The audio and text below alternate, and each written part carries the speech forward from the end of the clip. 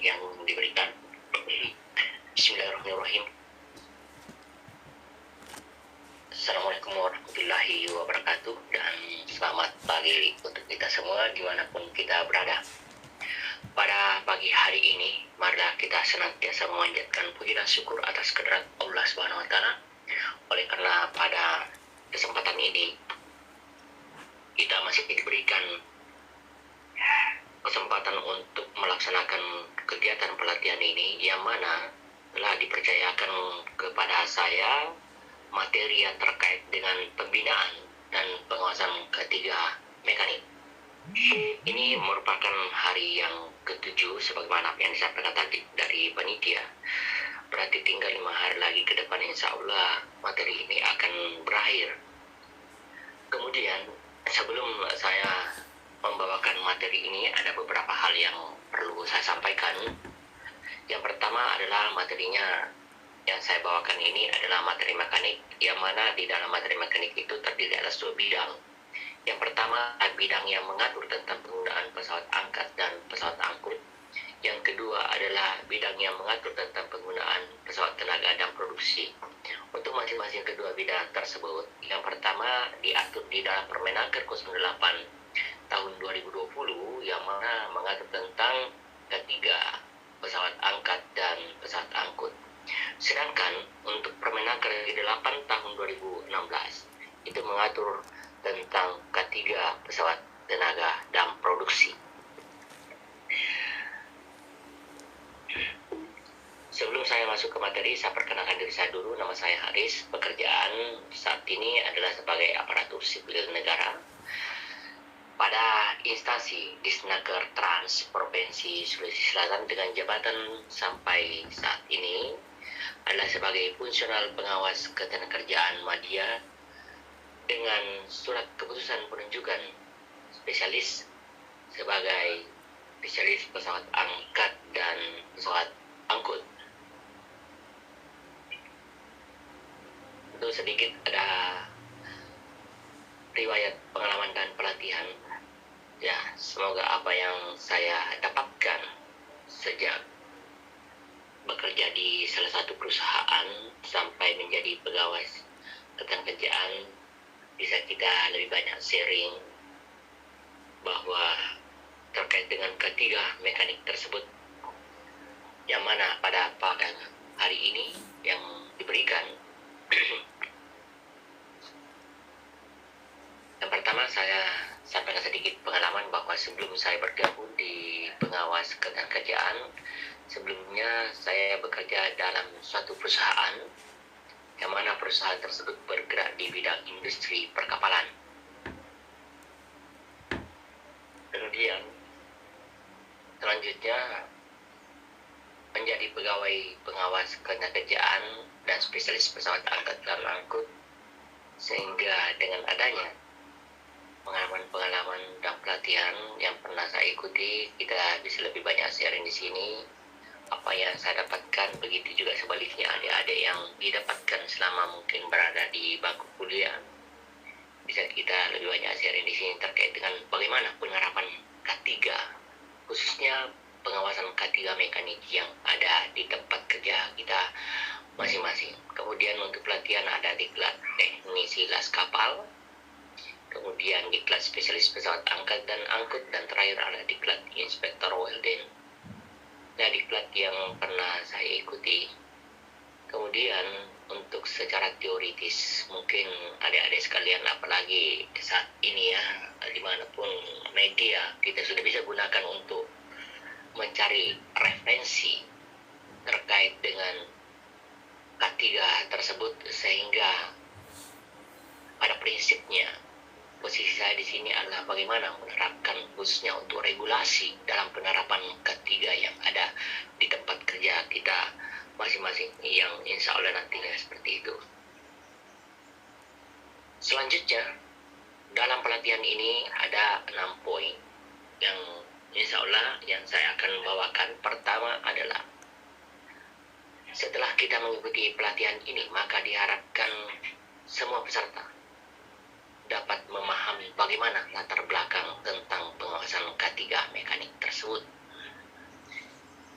Yang kedua, terkait dengan dasar hukum.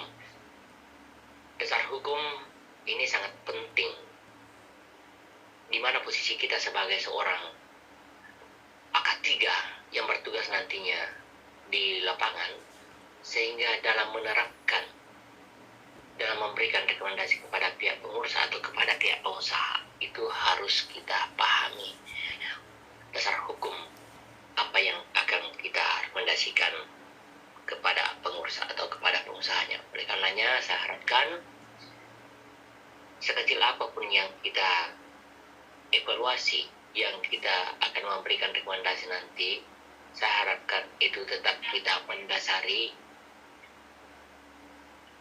kepada aturan-aturan yang terkait dengan K3 tersebut.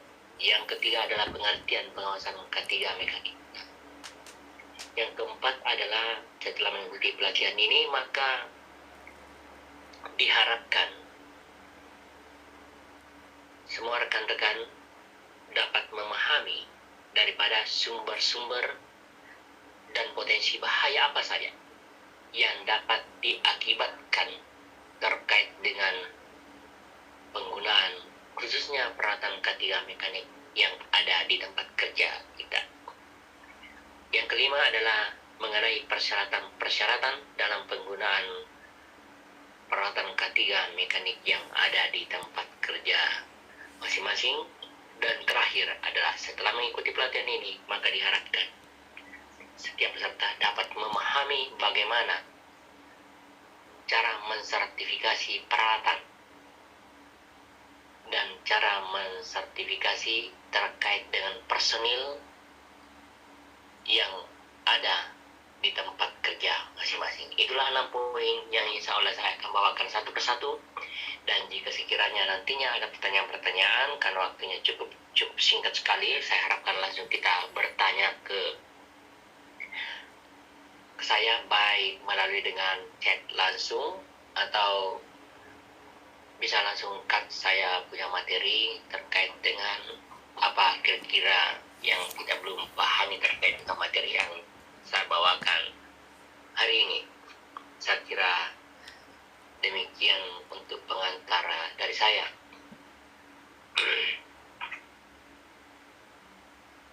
Yang pertama, kita masuk dulu, kita mulai di K3 mekanik terkait dengan latar belakang.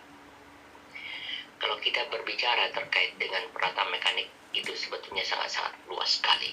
Karena apa? Karena melihat daripada jenis peralatan juga itu sangat-sangat banyak dan pengertiannya sangat-sangat luas sekali. Karena apa? Oleh karenanya perlu kita pahami bersama bahwa penggunaan khususnya K3 mekanik yang ada di tempat kerja kita masing-masing, khususnya industri, itu merupakan salah satu sarana yang sangat-sangat penting memiliki peranan di dalam suatu perusahaan. Bahkan berdasarkan analisa yang ada di tempat kerja bahwa 90 bahkan 99% yang namanya dengan industri pasti menggunakan yang namanya dengan pesawat mekanik.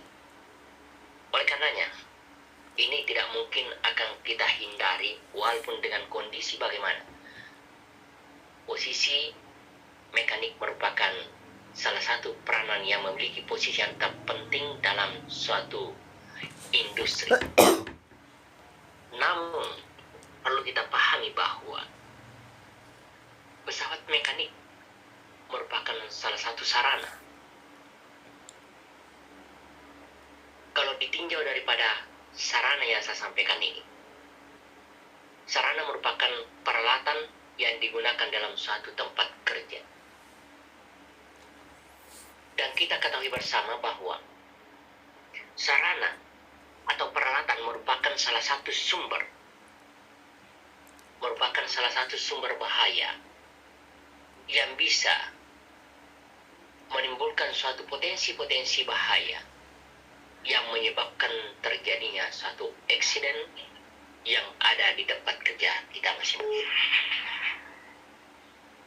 Yang menjadi pertanyaan di sini adalah, sebagai posisi K3 yang ada di tempat kerja, apa yang harus kita lakukan? sisi merupakan peranan utama dalam usaha tersebut. Namun di balik itu terdapat suatu sumber-sumber yang mana berpotensi menimbulkan suatu eksiden yang dapat menimbulkan suatu baik berupa luka ringan, luka berat, bahkan bisa sampai berakhir dengan kematian. Oleh karenanya, di sini kita memiliki PR yang sangat perlu kita perhatikan, karena sebagai posisi yang sangat-sangat menentukan terkait dengan penerapan ketiga yang ada di tempat kerja, karena kitalah harapan yang bisa memberikan rekomendasi kepada pihak perusahaan, kepada pihak pengusaha dalam rangka penerapan ketiga yang ada di tempat kerja. Nah, yang perlu kita perhatikan di sini adalah sebagai seorang calon ahli ketiga yang bekerja di dalam suatu perusahaan, maka langkah yang harus kita lakukan yang pertama adalah bagaimana kita bisa memastikan bahwa peralatan yang kita gunakan adalah memiliki kualitas yang dapat menjamin terpenuhinya keselamatan, khususnya pekerja yang ada di tempat kerja. Itu yang pertama. Sedangkan yang kedua adalah memastikan bahwa personil yang bertugas dalam melaksanakan pekerjaan-pekerjaan yang berkaitan dengan penggunaan daripada peralatan K3 mekanik di tempat kerja itu harus kita pastikan bahwa telah terpenuhi secara keseluruhan. Nah, untuk memastikan hal tersebut, pastinya kita harus memulai daripada bagaimana kewenangan kita dalam melaksanakan tugas-tugas tersebut. Karena tidak mungkin kita mendapatkan informasi, tidak mungkin kita mendapatkan data yang ada apabila kewenangan itu tidak ada yang kita miliki, karena bagaimana kita mendapatkan informasi-informasi terkait dengan kualitas pesawat yang kita gunakan dan bagaimana SDM, khususnya personil yang kita pekerjakan di tempat kerja tersebut. Nanti saya akan membahas secara detail kembali terkait dengan bagaimana memastikan bahwa tugas sebagai seorang ahli ketiga dapat dijalankan dengan baik dan tanpa mendapatkan hambatan-hambatan sesuai dengan kewenangan yang diberikan kepada kita masing-masing. Karena kalau kita melihat daripada peralatan tersebut secara spesifik yang mana memerlukan kualitas yang tinggi, baik daripada sisi teknik peralatan maupun segi lembaga, dalam hal ini adalah SDM yang menanganinya dalam hal pengoperasian pesawat, khususnya untuk pesawat mekanik tersebut. Nah, sekarang sebelum saya melangkah terlalu jauh, karena ini merupakan hari yang ke-7, maka saya akan meminta kepada adik-adik sekalian, saya minta satu orang untuk menjelaskan terkait dengan kewajiban sebagai seorang ahli ketiga dalam menjalankan tugasnya nanti ke depan. Apa kewajibannya sebagai seorang ahli ketiga dalam menjalankan tugas-tugasnya sebagai seorang ahli ketiga dalam suatu tempat kerja berdasarkan surat keputusan penunjukan yang telah diberikan kepadanya.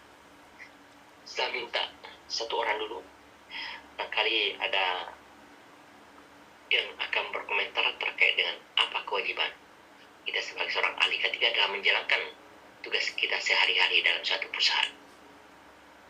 Baik, saya persilakan langsung buka mic-nya kalau ada yang bisa menjelaskan.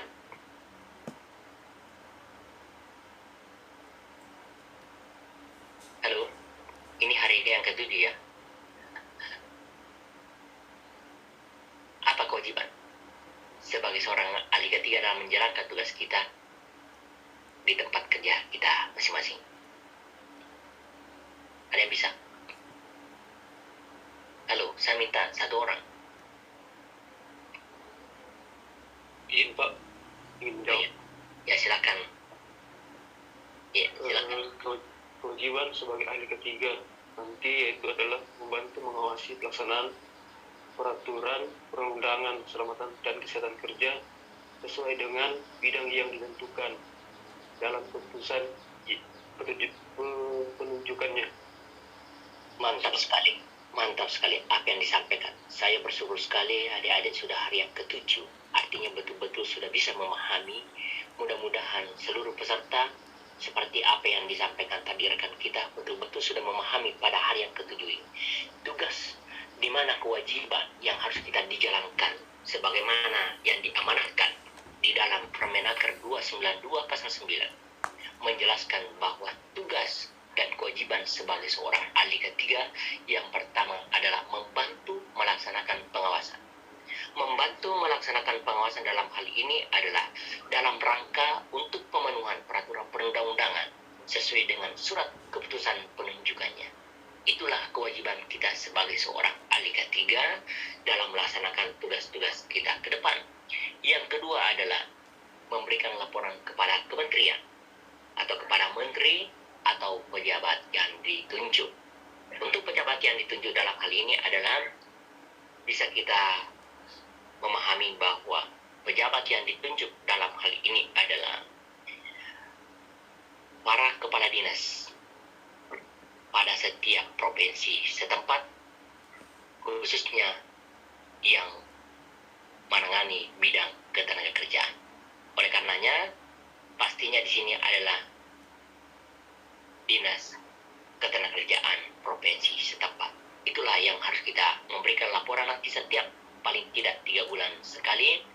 Kita harus memberikan laporan, kemudian nanti laporan-laporan apa yang kita dapatkan khususnya dalam suatu perusahaan itu memberikan, itu merupakan bahan evaluasi untuk melaksanakan tugas-tugas pembinaan yang ada di tempat kerja kita, yang mana yang belum memenuhi peraturan perundang-undangan yang ada.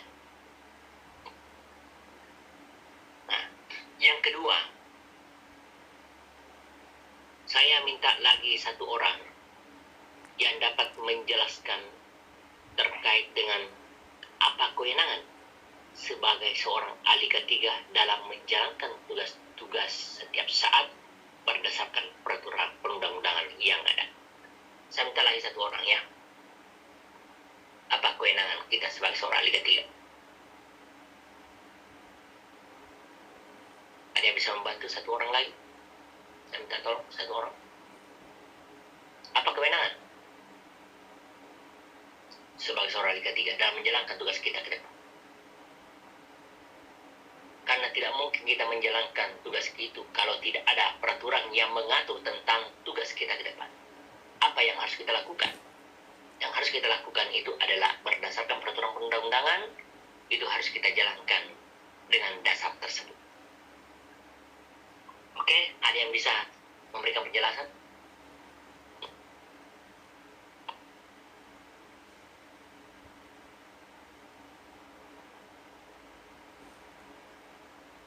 Halo. Izin menjawab, Pak. Oke. Itu wewenangnya untuk meminta informasi mengenai pelaksanaan syarat-syarat ketiga di tempat kerja sesuai dengan penunjukannya, ya, Pak. Oke.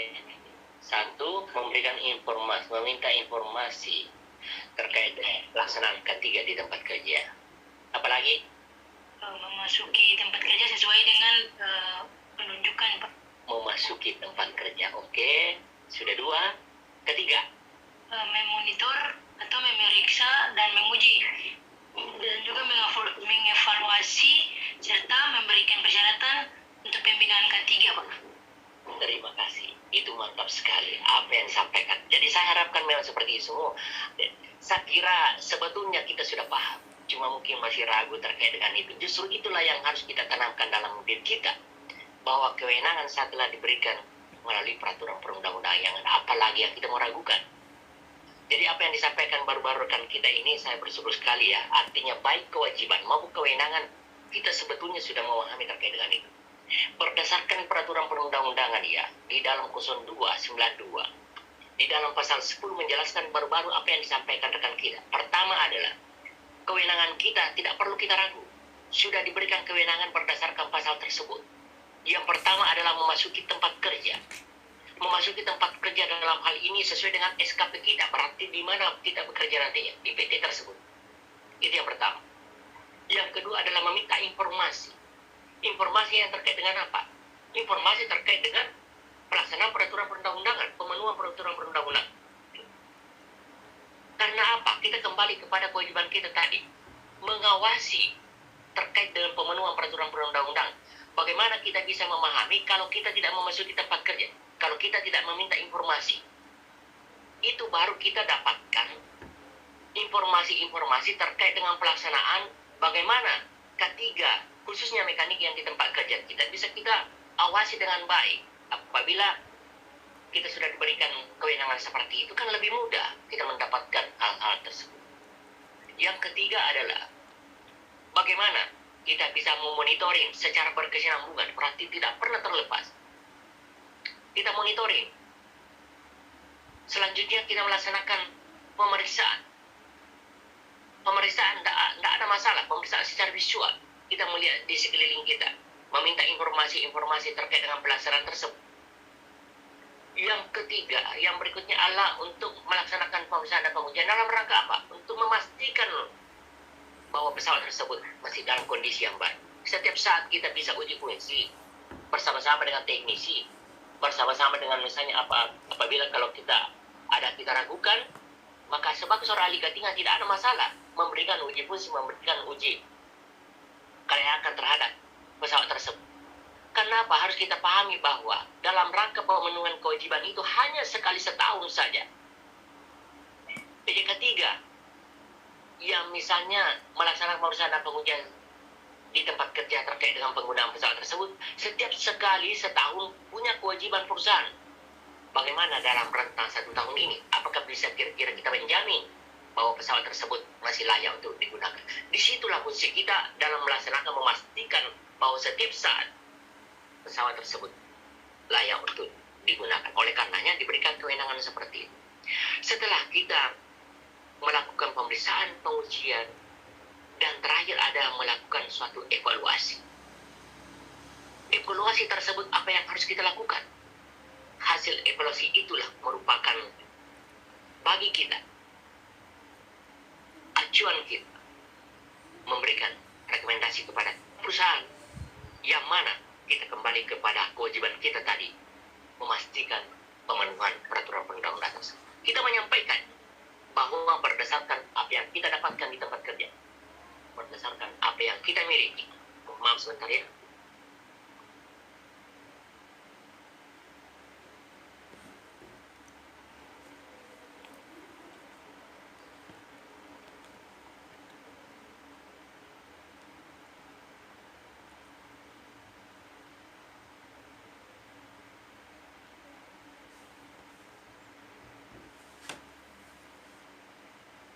Oke, saya lanjut.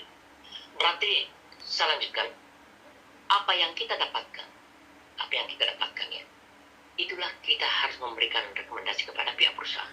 Karena tugas kita, jangan lupa, bukan tugas kita untuk memaksakan pihak perusahaan. Tidak ada kewenangan kita untuk memaksakan pihak perusahaan. Tugas kita terbatasi dengan kondisi yang ada berdasarkan peraturan itu tadi. Diberikan kewenangan untuk mengevaluasi daripada apa yang kita dapatkan di lapangan. Kemudian itulah nanti kita rekomendasikan kepada pihak perusahaan agar segera dilakukan seperti itu. Dilaksanakan atau tidak, itu adalah kewenangan daripada pihak pengusaha atau pengurus. Karena apa? Di dalam penunjukan tersebut, sampai memang begitu yang kita diberikan kewenangan. Segala risiko yang ada, risikonya kembali kepada pihak pengusaha atau pengurus. Akan tetapi yang salah apabila kita tidak mengevaluasi daripada apa yang ada di tempat kerja kita. itulah baru kita dinyatakan bersalah.